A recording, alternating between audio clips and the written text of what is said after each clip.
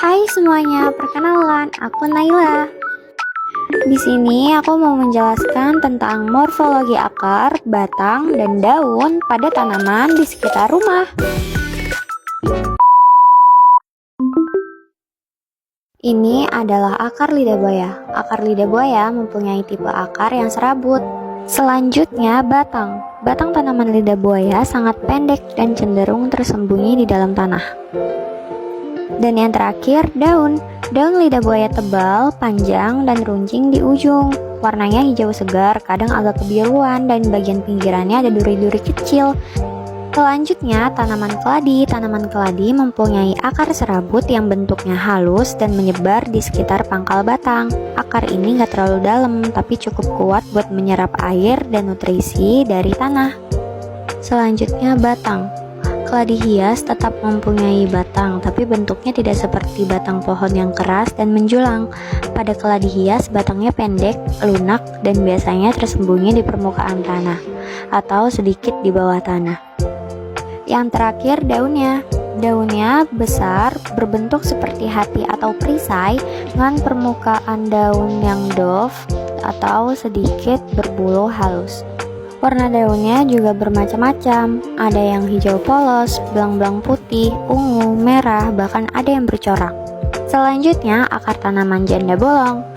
Akar tanaman janda bolong ini mempunyai dua jenis akar, ada akar tanah dan akar udara. Akar tanah ini berfungsi untuk menyerap air dan nutrisi dari media tanam.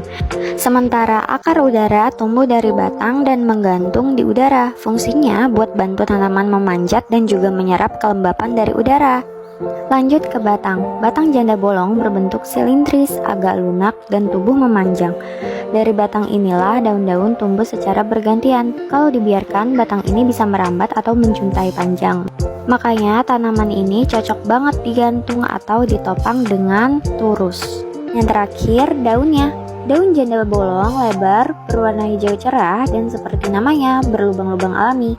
Lubang-lubang ini bukan karena rusak ya, tapi justru ciri khas yang bikin monstera ini terlihat eksotis. Ini adalah gambar dari akar tanaman pisang. Tanaman pisang mempunyai akar serabut yang tumbuh dari bonggol atau umbi batangnya. Akar-akarnya menyebar ke segala arah, gak terlalu dalam, tapi cukup kuat untuk menopang tanaman yang tinggi dan berat. Akar ini juga berfungsi menyerap air dan unsur hara dari tanah. Lanjut ke batang. Nah, ini menarik.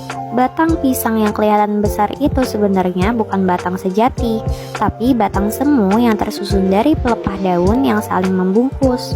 Batang sejatinya justru ada di dalam tanah. Bentuknya pendek dan disebut bonggol. Dari situlah akar tumbuh dan tunas baru bermunculan.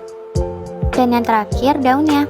Daun pisang besar-besar, memanjang, dan lebar dengan tulang daun utama di tengah.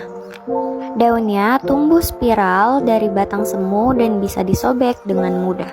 Daun ini juga punya banyak manfaat, mulai dari pembungkus makanan alami, alas saji atau piring tradisional, pelapis kukusan, aromaterapi alami, dan lain-lain.